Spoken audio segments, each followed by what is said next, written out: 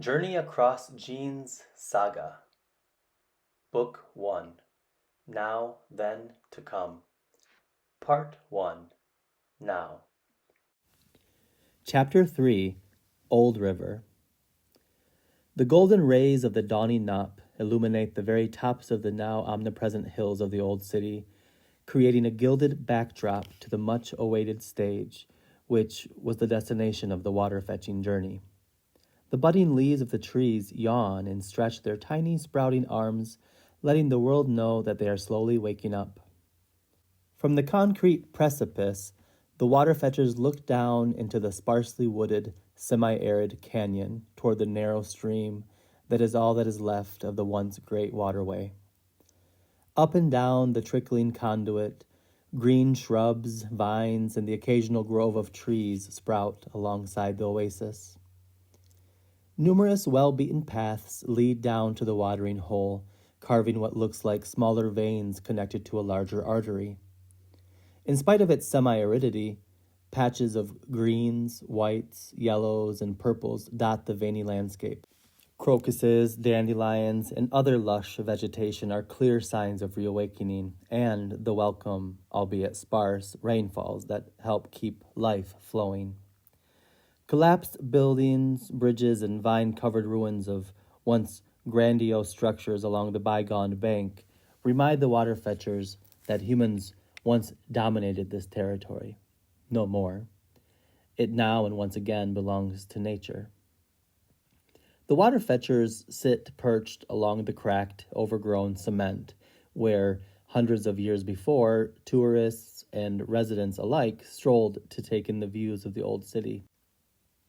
Old palaces, museums, bathhouses had once mingled with modern shopping centers, cafes, and metro stations. Only ruins are left, remnants of a vibrant, human-centric past. The moment has finally arrived. From that point on, once they fill their collapsible jugs with life from the old river and bathe in its cooling, fresh wetness, they are to start anew.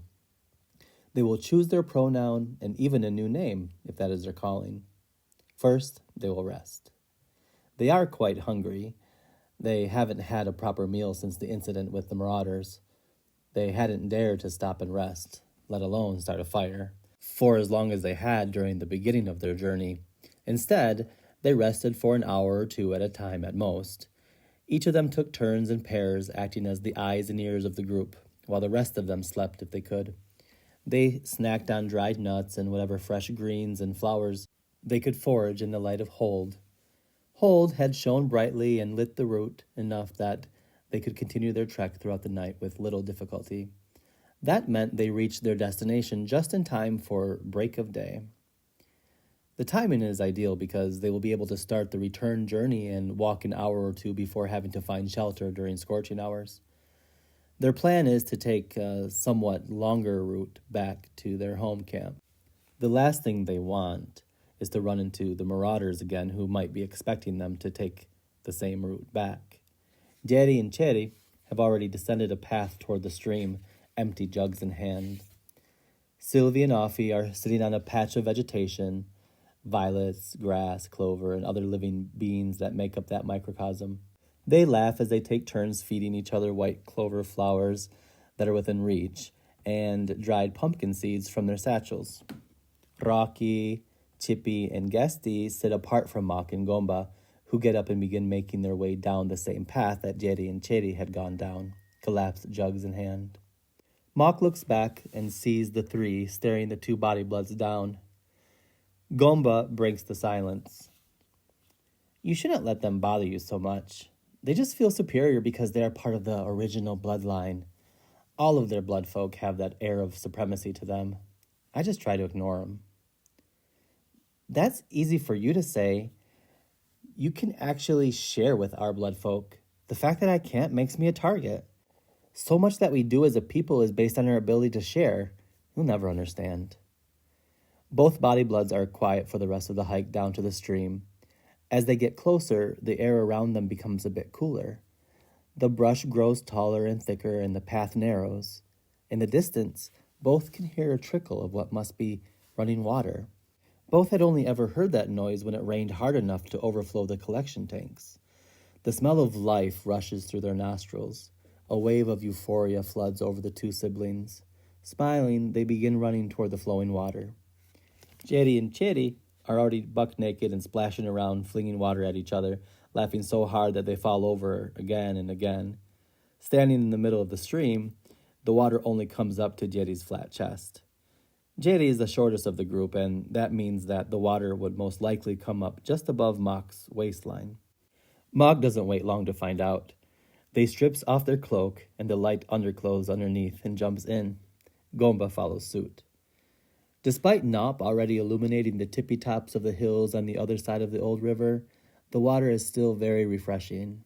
Indeed, it is cold enough to form goose pimples on their bodies. What a delight. Communal bathing water back at the camp is never this invigorating, except for doing olvash. However, baths are few and far between during that colder season.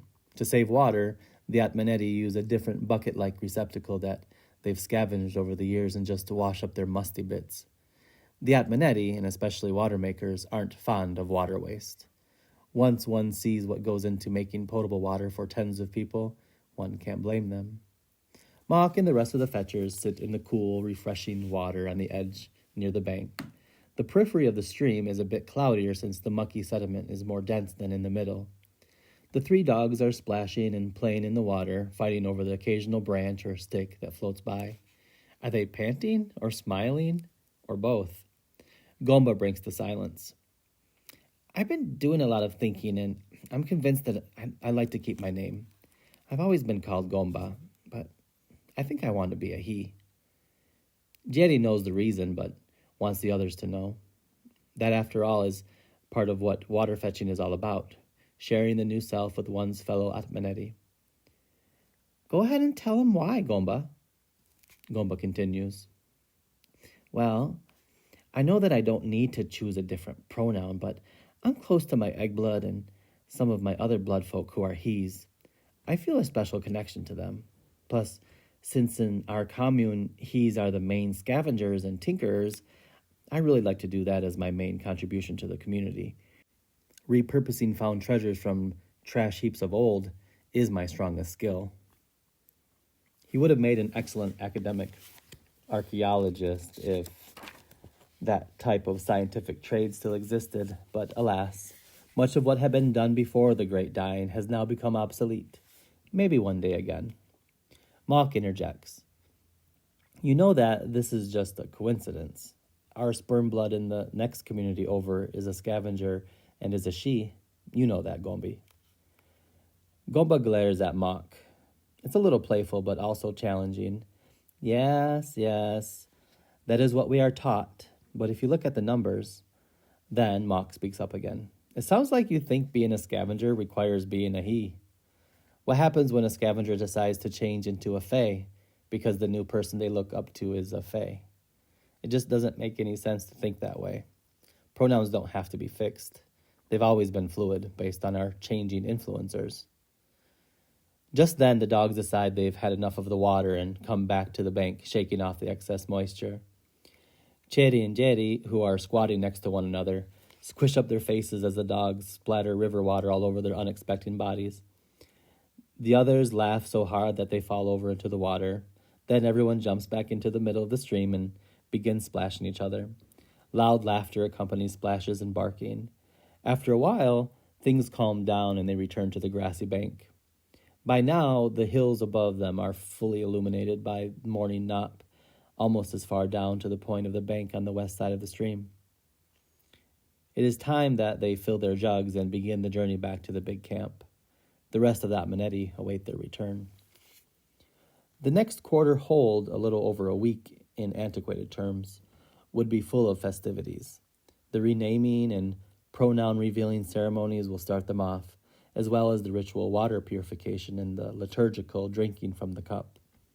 The latter symbolizes the collective sharing of life, a gift from the 16s, showing that with their new name and pronoun, they can contribute to the larger community in different ways and have proven, by fetching water, that they can begin their own intim unit if they want. They also get to focus on one main art while still participating in the communal everyday activities that everyone needs to do, to contribute to. Foraging, maintaining the encampment, childcare, cleaning out the latrines, all the things that villages do together so that no one has to take on the burden of doing all the hard work. All the waterfetchers have chosen their new name, or chosen to keep the name they already have, as well as the pronoun they want to be identified by. Despite identifying strongly with he's, Offie decides to keep they as their pronoun. Their favorite person in the whole community uses the they pronoun. Offie really looks up to them.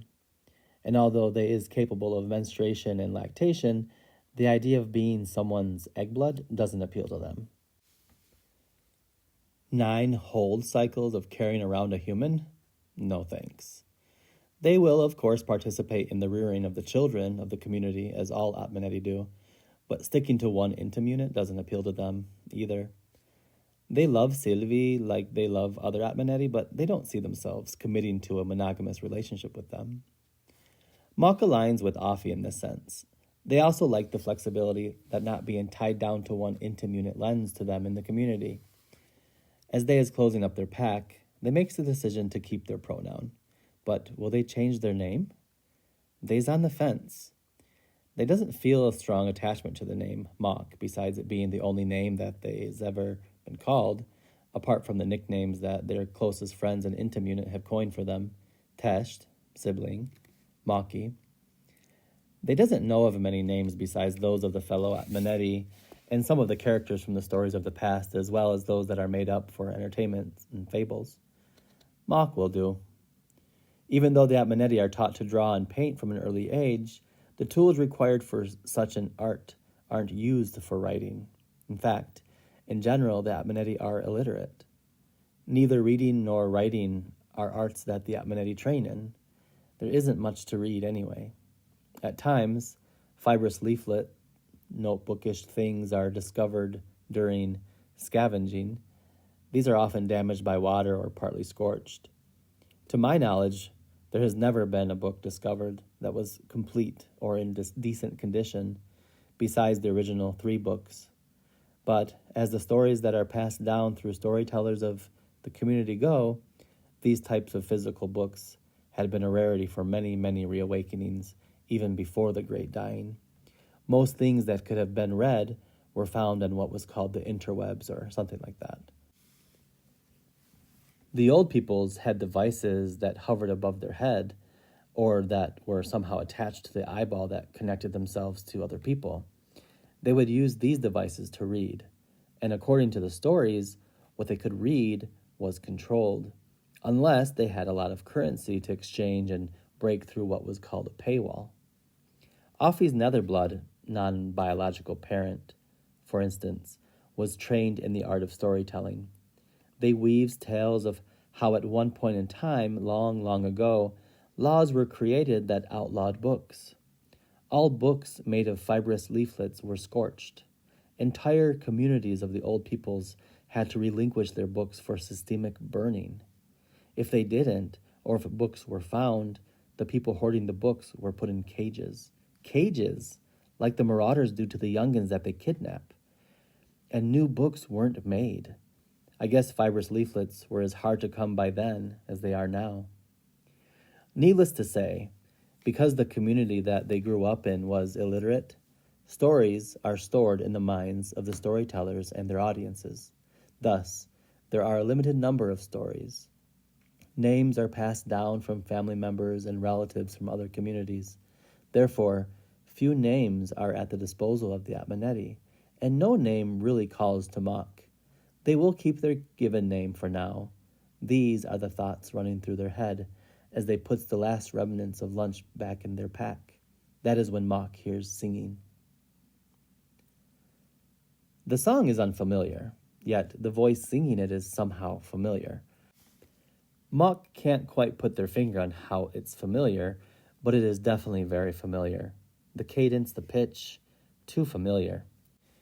Makk looks around at their fellow waterfetchers to see if they show any indication of hearing the singing, and then they turns to Gomba, who is packing up his satchel only a few steps away. Gombi, do you hear that? Hear what, Tesht? The singing continues.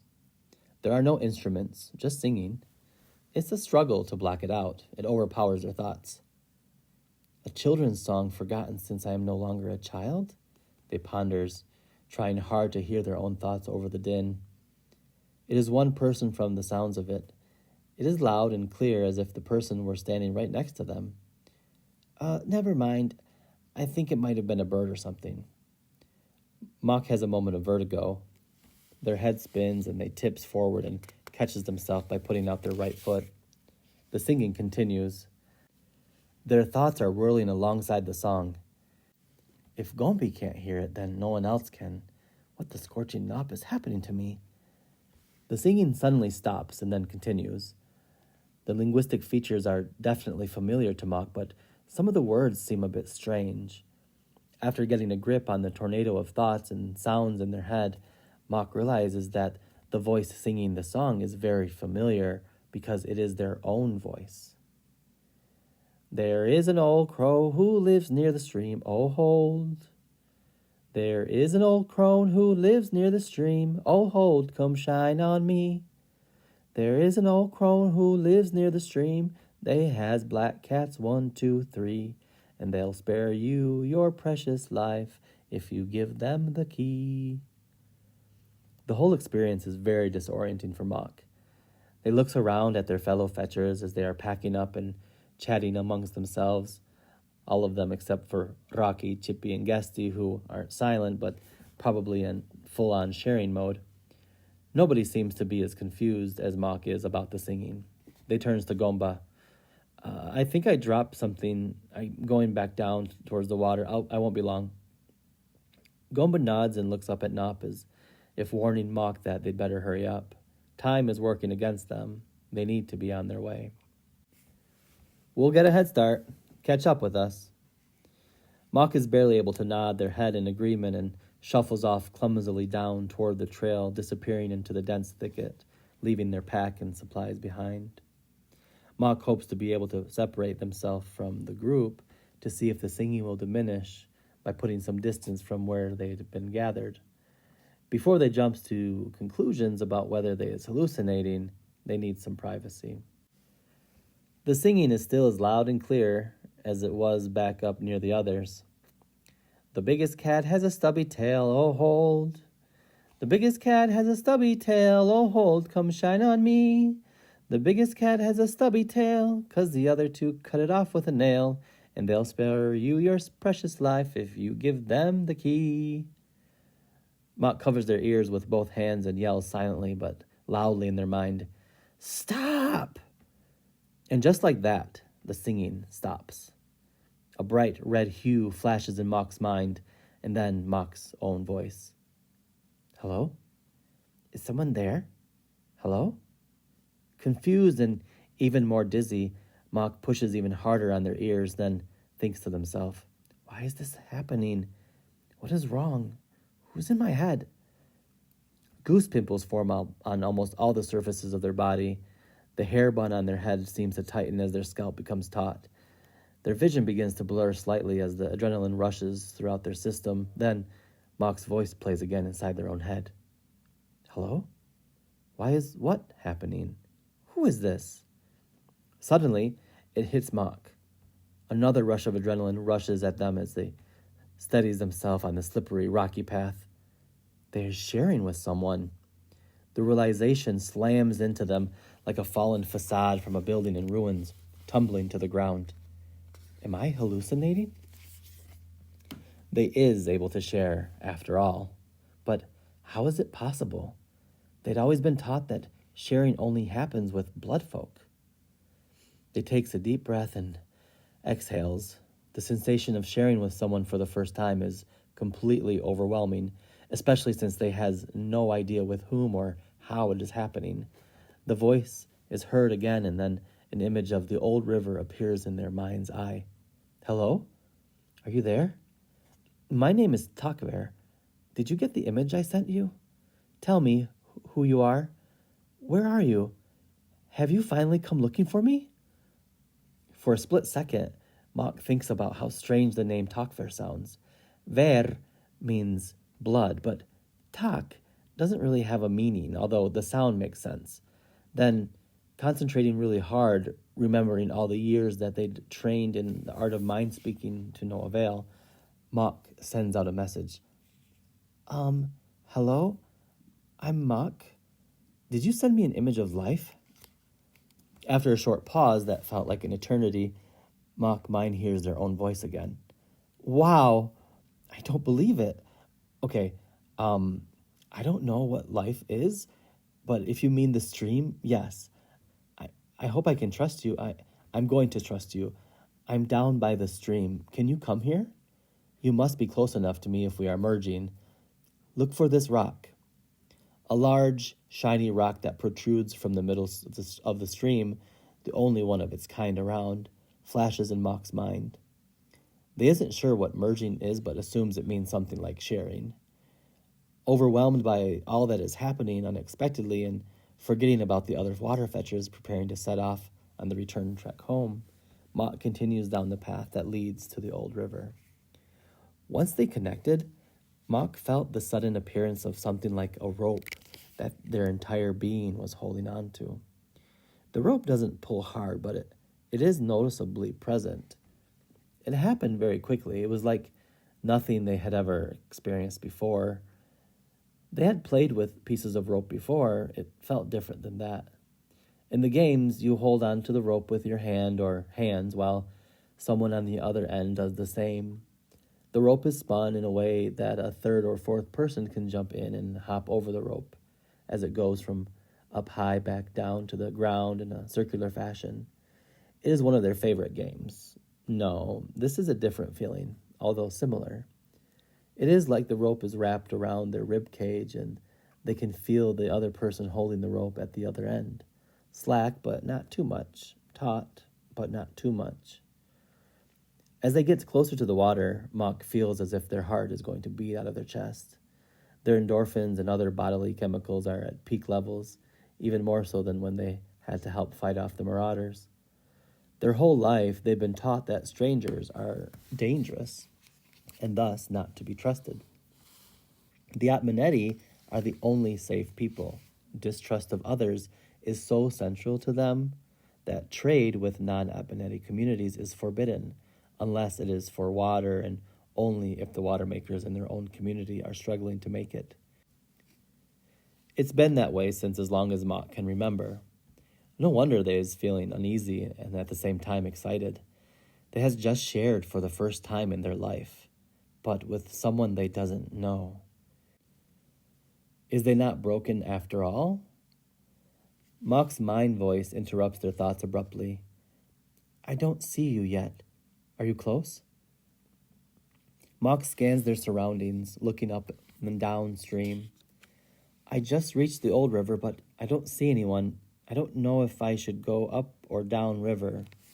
Again, their own voice echoes through their mind. Send me an image of your surroundings. I know this stream pretty well. Makk hesitates. I don't know how. I don't have a lot of practice with sharing. Makk squints their eyes, struggling to see far away. They has always had poor vision looking at a distance.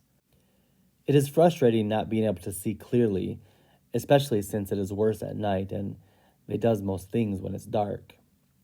All Atmaneti are nocturnal. It is especially frustrating at this moment. And then something red appears, waving in the distance downstream. But on the other side of the stream. Their first instinct is to duck down, but then realization kicks in. They stands up and starts walking. No, it is more of a jog. Toward the human, waving what seems to be a large red patchwork cloak in the air. Do you see me? I'm waving my cloak. I see you. I'm coming, but I'm on this side. One of us has to cross. Then Makk receives an image. 2 bodies in the buff, one brown and one pinkish peach, standing in the middle of the stream. Now, Makk is certain that their heart is going to jump right out of their chest. The naked aspect of the encounter is the least of their concerns. After all, nudity around other Atmaneti, especially in the Intim unit, is an everyday practice. But the vulnerability of meeting a stranger for the first time and doing so in the buff is overwhelming. As they remove their cloak and underclothes, their hands shake. The cool water imbibing their feet and then their thighs makes them tremble even more. The water is just as cool as it was when the fetchers first played in it. Makk's breath shortens and goose pimples immediately form all over their body.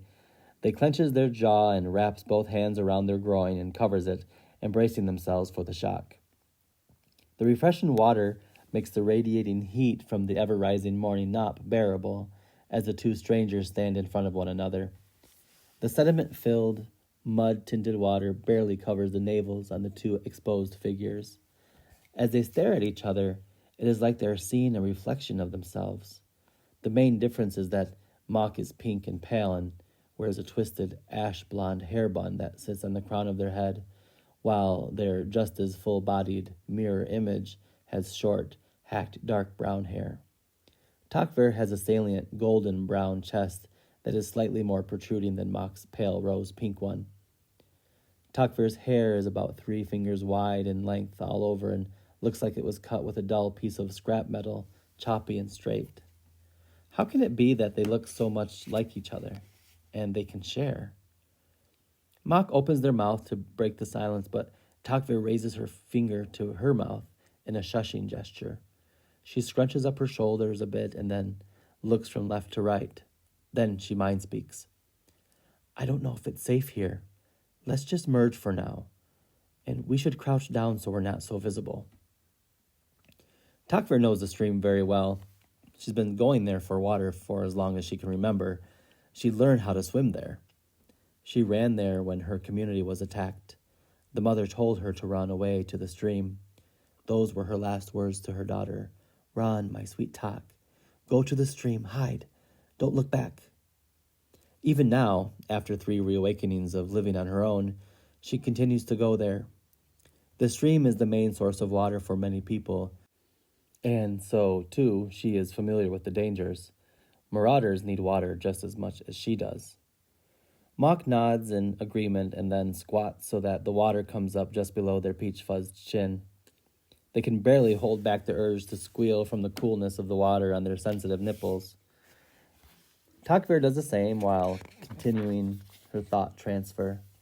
She had already gotten used to the temperature change since she'd had to swim over to get to where Makk was. The mother told me that you existed, but I never thought I'd actually get to meet you. The second I laid eyes on you, I knew it had to be you. Makk furrows their eyebrows and squints their eyes in a look of confusion. What do you mean, the mother? Meet me? Makk doesn't have a chance to think about the fact that they is actually sharing.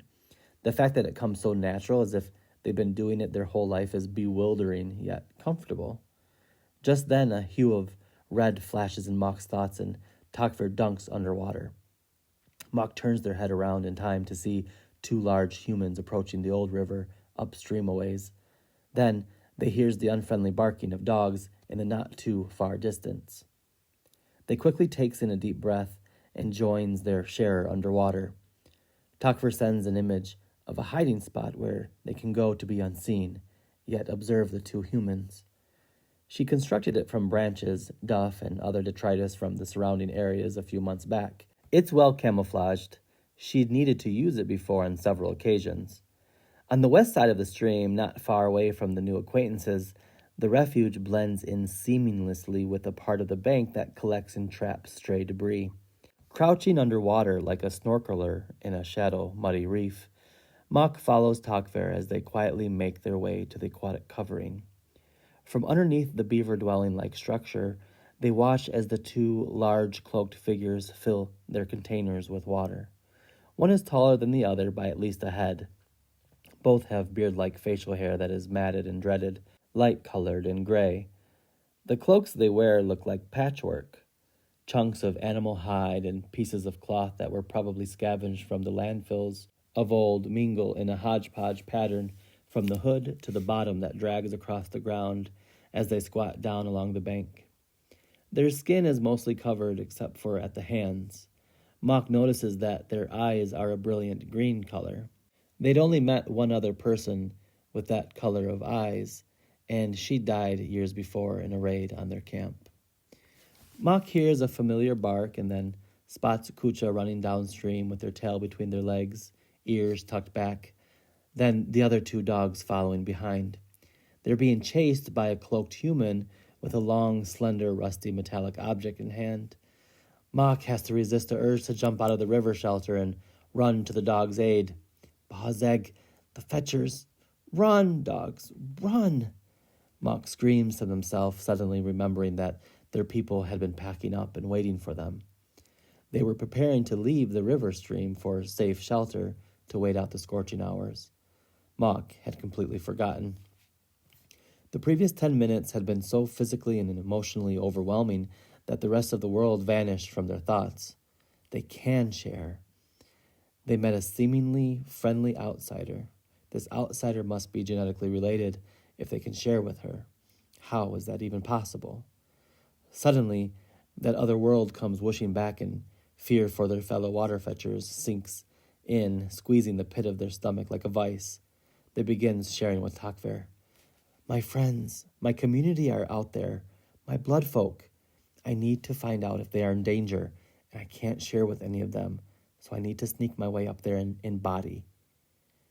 Takver shares a flash of red hue indicating how dangerous she feels the idea is. She knows just how murderous marauders are, and these people are definitely marauders.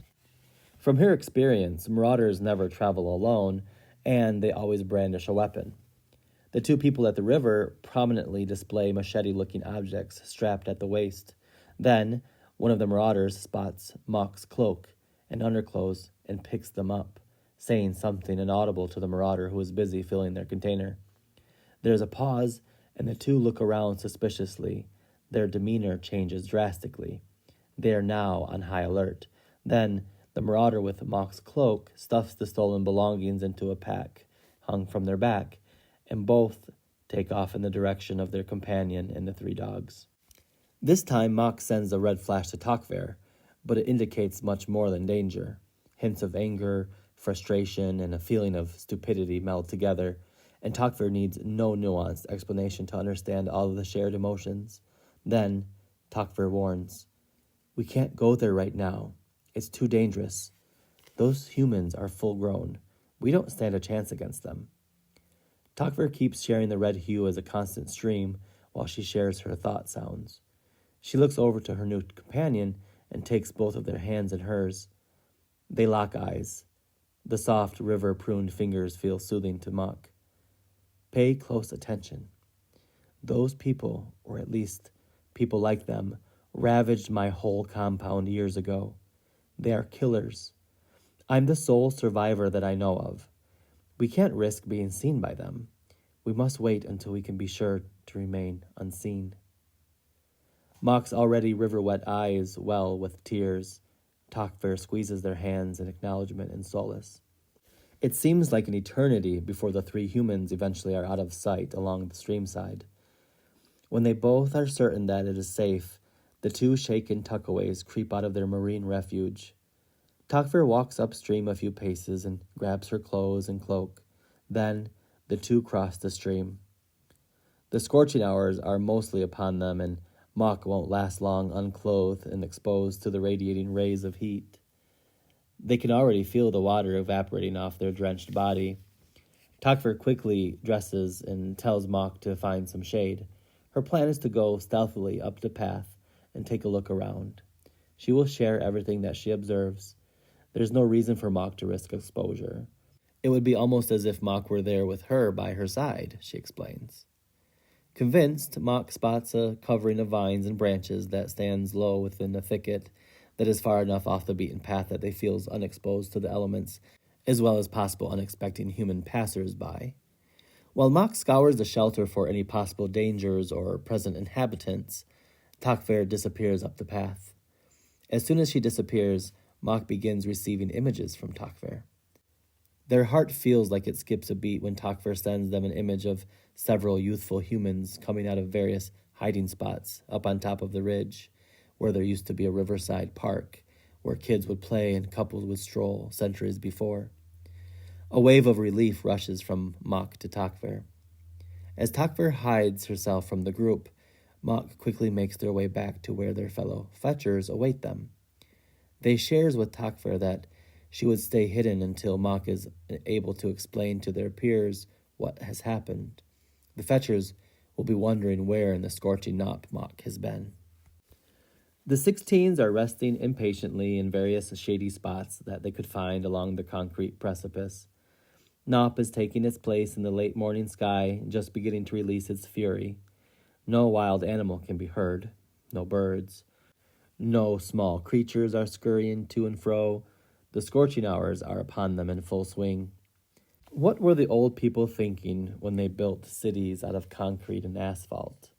Materials that conducted heat in this way couldn't have been used with much forethought. The designers were either careless or motivated by something other than the hope that the living would thrive. A few paces away from the rest of the group, Makk and Gomba sit in a covered thicket. Makk is wrapped in a sheet from their pack. Takver tries to eavesdrop to no avail as the two body bloods exchange heated words. Gomba can't believe what he is hearing. He stares at his body blood, flabbergasted. His big brown eyes squint as if focusing his vision would change what he's hearing. He whispers, "Have you scorched your brain? Do you really think they'll let a stranger come into our community after what happened just before Alvash ended? Explain to me how it is that you've lost your good sense, Tesht." Makk stares at their body blood. The dark, thin bedding cloth that they had packed and used to cover up with during the day while they slept is draped over their naked body, soft and well-woven. "We can't just leave her here, Test. She lost her whole community. She has no one." Mock's patience is running thin. "And she and I can share, Test. Do you understand what that means?" Makk pauses and waits for Gomba to let what they're saying sink in. Then they continues. "She's my family, Tesht, my blood. I can finally share with someone. I'm not broken after all, Tesht. I need your support more now than ever right now. You have to be on my side about this. The others will never accept this if you don't." Takver remains hidden from the others in a shady thicket several paces down a path from the group. She can hear murmurs from the intense conversation between Makk and their body blood. A knot sits heavy in the pit of her stomach. Does she really want to go with Makk? Is their community really that hostile to outsiders? Should she sneak back to her bunker now? Can she leave Makk behind now that she's finally found her long-lost sibling? While the two serendipitously acquainted kindred made their way to find Makk's fellow waterfetchers, Makk had insisted that Takver go with them back to their community. And having spent the last year in some alone, Takver was eager to be with friendly humans again. Hiding from marauders was exhausting, despite her talent for it. And Makk isn't just any friendly human, they is her kinfolk. They can merge.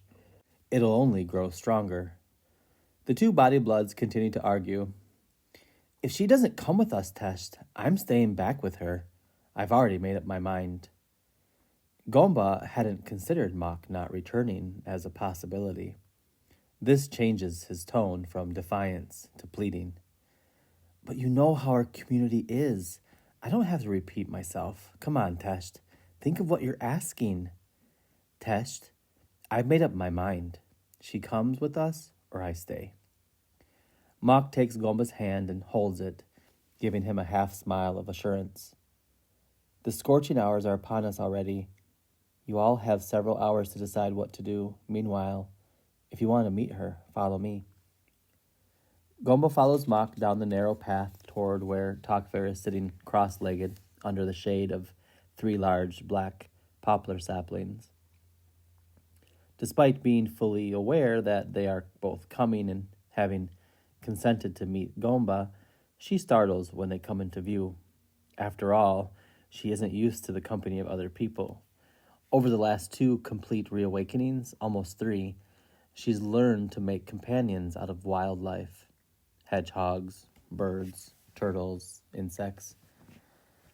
As they approach her, she is helping a small, shiny green beetle that had climbed up her cloak to safety on a thin limb of the closest sapling. Makk speaks first as the two join Takver under the refuge from Nop. "Takver, this is my body blood, Gomba."